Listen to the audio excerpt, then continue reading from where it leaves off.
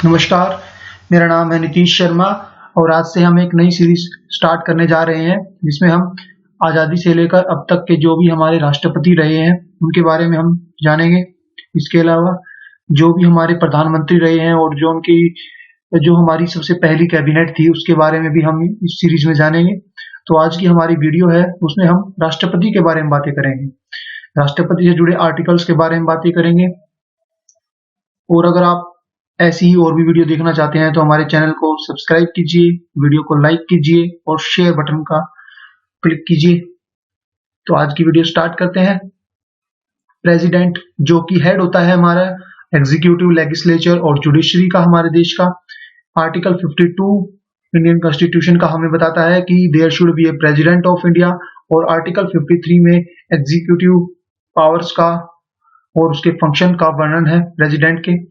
इसके अलावा आर्टिकल 63 है, वो हमें बताता है कि जब प्रेसिडेंट अपनी पावर और फंक्शंस का दुरुपयोग करता है तो उसको इम्पीच भी किया जा सकता है, उसको उसके पद से हटाया भी जा सकता है। क्वालिफिकेशन प्रेसिडेंट बनने के लिए आर्टिकल 58 में इसका वर्णन किया गया है। सबसे पहले उस कैंडिडेट को भारत का नागरिक होना आवश्यक है और उसकी एज 35 साल से ज्यादा होनी चाहिए, और जितने भी लोकसभा के मेंबर बनने के लिए जो भी कंडीशंस, क्राइटेरिया या फिर क्वालिफिकेशन चाहिए वो सारी उसको फुलफिल करनी चाहिए। इसके अलावा उसे सेंट्रल गवर्नमेंट के द्वारा प्रोफिटेड कोई भी ऑफिस में वो वर्क पे नहीं होना चाहिए। पावर एंड फंक्शंस का जिक्र आर्टिकल 53 में किया गया है। सबसे पहले हम एग्जीक्यूटिव पावर के बारे में बातें करेंगे। एग्जीक्यूटिव पावर जो प्रेसिडेंट होता है वो अपॉइंट करता है आर्टिकल 148 के अकॉर्डिंग। जो हमारा कैग होता है, कंप्ट्रोलर एंड ऑडिटर जनरल, उसको चीफ इलेक्शन कमिश्नर और उसके अलावा और भी जो इलेक्शन कमिश्नर्स होते हैं उनको आर्टिकल 324A के तहत प्रेसिडेंट के द्वारा अपॉइंट किया जा सकता है। और जो यूपीएससी के चेयरमैन होते हैं उन्हें आर्टिकल 316 के तहत राष्ट्रपति के द्वारा ही अपॉइंट किया जाता है। स्टेट गवर्नर्स जो होते हैं उनको आर्टिकल 155 के अकॉर्डिंग प्रेसिडेंट के द्वारा ही अपॉइंट किया जाता है। फाइनेंस कमीशन के जो चेयरमैन होते हैं उन्हें आर्टिकल 280 के अकॉर्डिंग प्रेसिडेंट के द्वारा अपॉइंट किया जाता है। और जितने भी हमारे इंटर स्टेट काउंसिल्स होते हैं उनको भी आर्टिकल 263 के अकॉर्डिंग प्रेसिडेंट के द्वारा ही अपॉइंट किया जाता है। और हमारी जो यूनियन टेरिटरी होते हैं उनके जो एडमिनिस्ट्रेशन होते हैं, लेफ्टिनेंट गवर्नर वगैरह, उनको भी प्रेसिडेंट के द्वारा आर्टिकल 239 के अकॉर्डिंग ही अपॉइंट किया जाता है। कमेंट बुक सेक्शन में जम्मू कश्मीर के प्रेजेंट लेफ्टिनेंट गवर्नर के नाम जरूर बताइएगा। लेजिस्लेटिव पावर भी प्रेसिडेंट को प्रदान की गई है, जिसमें वो जब लोकसभा और राज्यसभा के बीच में जब डेडलॉक क्रिएट हो जाता है तो उसकी जो ज्वाइंट सीटिंग जो होती है उसको प्रेसिडेंट बुला सकता है, और उसको जो हेड करता है वो प्रेसिडेंट ही होता है। इसके अलावा जो लोकसभा और राज्यसभा के स्पीकर्स होते हैं या राज्यसभा का जो चेयरमैन, डेप्यूटी चेयरमैन होता है, अगर उनकी भी सीट है जो वैकेंट है तो उसको भी कौन अपॉइंट करता है? प्रेसिडेंट अपॉइंट करता है।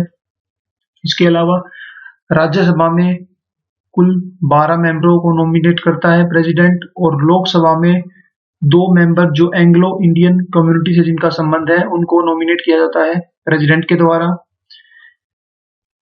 इसके अलावा कोई भी ऑर्डिनेंस है जिसे उसे मंजूरी देने के लिए प्रेसिडेंट के हस्ताक्षर की आवश्यकता होती है। फाइनेंशियल पावर भी प्रेसिडेंट को प्रदान की गई है। कोई भी मनी बिल इंट्रोड्यूस कराने के लिए प्रेसिडेंट की रिकमेंडेशन लेना आवश्यक होता है। इसके अलावा यूनियन बजट को पार्लियामेंट में पेश करने से पहले भी राष्ट्रपति का एक अभिभाषण होता है। इसके अलावा जो फाइनेंस कमीशन होती है उसको हर 5 साल के बाद कौन कॉन्स्टिट्यूट करता है? प्रेसिडेंट ही कॉन्स्टिट्यूट करता है। जुडिशियल पावर भी प्रदान की गई है प्रेसिडेंट को। जितने भी सुप्रीम कोर्ट और हाई कोर्ट के जज होते हैं या फिर चीफ जस्टिस जो हमारा होता है उसे आर्टिकल 124(2) के अकॉर्डिंग प्रेसिडेंट के द्वारा ही अपॉइंट किया जाता है। इसके अलावा जो पैर्डनिंग पावर है, क्षमा याचना, वो आर्टिकल 72 में दी गई है। अगर किसी मनुष्य को कोई पनिशमेंट दी गई है और उसको पनिशमेंट के लिए कम कराना चाहता है पनिशमेंट को, तो वो राष्ट्रपति से सेवा याचना करता है, जिससे राष्ट्रपति अगर मंजूरी देता है तो उसको सजा कम हो जाती है। इसी को पैडनिंग पावर बोलते हैं, जो कि आर्टिकल 72 में इसका वर्णन किया गया है। डिप्लोमेटिक पावर भी दी गई है प्रेसिडेंट को। इंटरनेशनल फॉरेन अफेयर्स में भी प्रेसिडेंट भारत को रिप्रेजेंट करता है। मिलिट्री पावर प्रेसिडेंट को दी गई है। जो प्रेसिडेंट होता है वो कमांडर होता है हमारी जितनी भी डिफेंस फोर्स है, चाहे वो नेवी हो, आर्मी हो या फिर एयरफोर्स हो, तीनों का जो कमांडर होता है वो कौन होता है? प्रेसिडेंट होता है। और इन तीनों को ही, जो इनके भी चीफ होते हैं, उनको भी अपॉइंट प्रेसिडेंट के द्वारा ही किया जाता है। इमरजेंसी पावर दी गई है प्रेसिडेंट को। अगर प्रेसिडेंट को लगता है कि किसी तरीके का कोई नेशनल इमरजेंसी आर्टिकल 352 के अकॉर्डिंग लगा सकता है। अगर उसे लगता है कि कुछ भारत में कुछ ऐसी सिचुएशंस आ चुकी हैं जिसकी वजह से इमरजेंसी जैसी हालात हो गए हैं, तो इमरजेंसी लगा सकता है। प्रेसिडेंट रूल हालांकि तब लगाया जाता है किसी स्टेट वगैरह में, जब वहां पर जो सीएम है वो निरंकुश हो गए हैं और अपनी मनमानी कर रहे हैं, तो वहां पर प्रेसिडेंट रूल लगाया जाता है आर्टिकल 356 के अकॉर्डिंग। और फाइनेंशियल इमरजेंसी, जब देश की आर्थिक हालत बहुत ही ज्यादा सख्ते में हो, तो आर्टिकल 360 के अकॉर्डिंग वहां पर फाइनेंशियल इमरजेंसी लगाई जाती है। ऑर्डिनेंस मेकिंग पावर भी प्रेसिडेंट को दी गई है। 123 में इसका वर्णन किया गया है।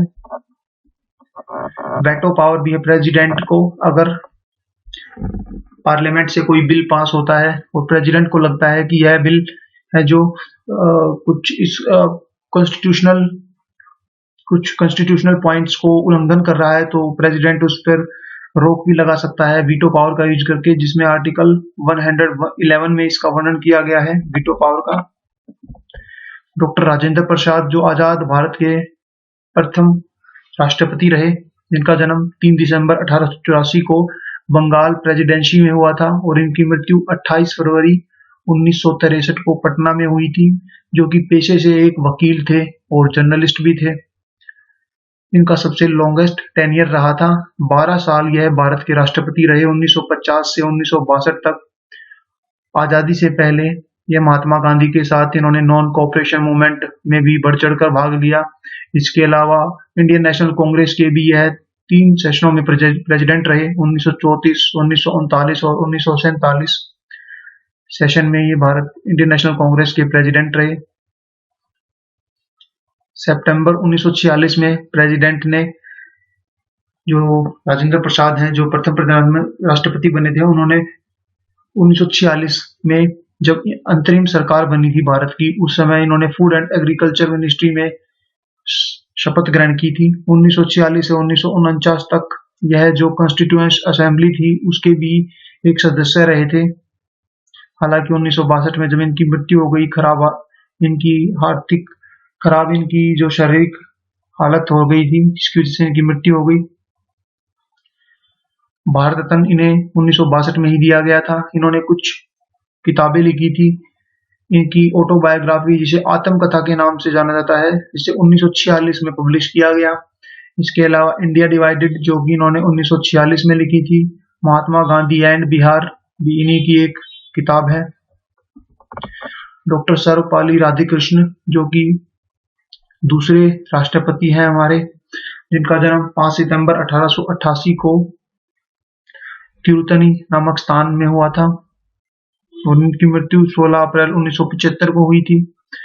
ये 1962 से 1967 तक भारत के राष्ट्रपति रहे। इसके अलावा यह प्रोफेसर थे फिलोसफी के मैसूर और कलकत्ता यूनिवर्सिटी में भी फिलोसफी के प्रोफेसर रहे। इसके अलावा ये आंध्र प्रदेश यूनिवर्सिटी के वाइस चांसलर भी रह चुके थे। 1931 से 36 तक यह वाइस चांसलर रहे थे आंध्र प्रदेश यूनिवर्सिटी के। इसके अलावा यह यूनिवर्सिटी ऑफ ऑक्सफोर्ड इंग्लैंड में भी प्रोफेसर रह चुके हैं और बनारस हिंदू यूनिवर्सिटी के भी वाइस चांसलर रहे थे 1939 से 1948 तक। और United Nation Educational, Scientific and Cultural Organization UNESCO में भी इन्होंने भारत का प्रतिनिधित्व किया था। 1949 से 1952 तक इन्हें भारत का एम्बेसडर बनाया गया था सोवियत यूनियन के लिए। और जब ये वापस आए 1952 में, तो इन्हें वाइस प्रेसिडेंट बनाया गया और 11 मई 1962 को इनको राष्ट्रपति बनाया गया। राजेंद्र प्रसाद की मृत्यु के पश्चात राधाकृष्णन ने कुछ किताबें लिखी थी। Indian philosophy, the philosophy of the Upanishad and ideal view of life, जो इन्होंने 1932 में लिखी थी। Eastern religions and western thought 1939 में। East and west some reflection 1955 में इन्होंने लिखी थी। डॉक्टर जाकिर हुसैन, जो कि प्रथम मुस्लिम प्रेसिडेंट थे भारत के, जिनका टेन्योर 1967 में ये भारत के राष्ट्रपति बने थे और अपने टेन्योर के दौरान ही इनकी मृत्यु हो गई थी। और पहले ऐसे राष्ट्रपति हैं जो कि अपने टेन्योर के दौरान ऑफिस में इनकी मृत्यु हुई थी और इन्हें भारत रत्न 1963 में दिया गया। इनका जन्म 8 फरवरी 1897 को हैदराबाद में हुआ था। वराहगिरी वेंकटगिरी, जो कि एक्टिंग प्रेसिडेंट बने थे जाकिर हुसैन की मृत्यु के पश्चात। इनका जन्म 10 अगस्त 1894 को बरहामपुर में हुआ था और पहले एक्टिंग प्रेसिडेंट थे जाकिर हुसैन की मृत्यु के पश्चात। आगे चल के ये भारत के राष्ट्रपति भी बने थे। मोहम्मद हिदायतुल्लाह, जो कि चीफ जस्टिस थे भारत के 11वें, और इनको एक एक्टिंग प्रेसिडेंट बनाया गया था। जब वीवी गिरी प्रेसिडेंट इलेक्शन के लिए गए थे तो उस समय कुछ समय के लिए इनको प्रेसिडेंट बनाया गया था। इसके अलावा ये वाइस प्रेसिडेंट भी रह चुके थे भारत के। वराहगिरी वेंकटगिरी, जो कि अब फुल फ्लेज्ड प्रेसिडेंट बन चुके थे। इसके अलावा ये 1952 तक हाई कमिश्नर भी रह चुके थे भारत के श्रीलंका में और 1952 में ये लोकसभा में चुनकर आए थे। फखरुद्दीन अली अहमद, जिनका जन्म 13 मई 1905 को दिल्ली में हुआ था और भारत के प्रेसिडेंट यह 1974 से 1977 तक रहे।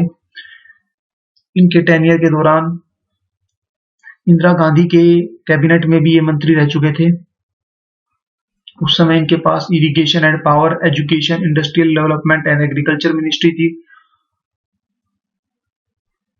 और 5वें प्रेसिडेंट बने ये 1974 में भारत के, और इनकी मृत्यु अटैक से हुई थी। 1977 में इनकी मृत्यु हो गई थी।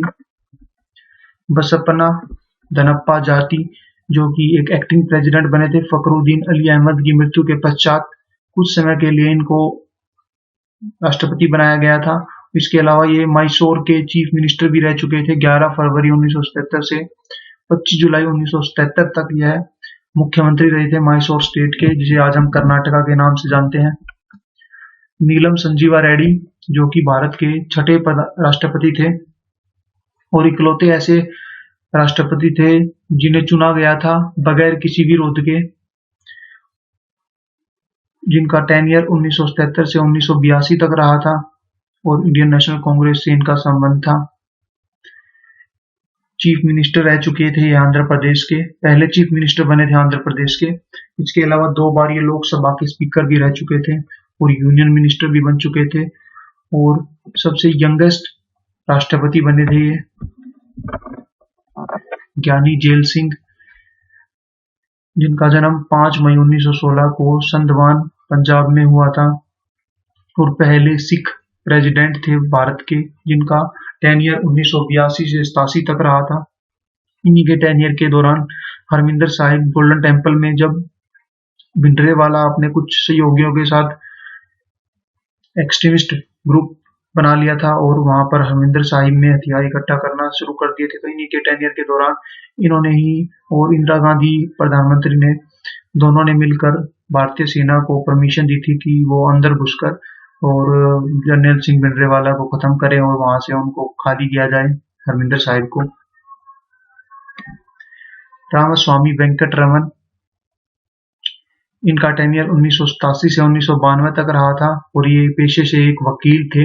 इनका जन्म 4 दिसंबर 1910 को राजमदम मद्रास में हुआ था, जो कि आज के दिन तमिलनाडु में है।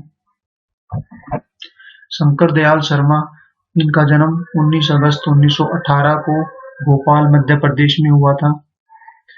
ये भी पेशे से एक वकील थे। इसके अलावा राजनेता थे।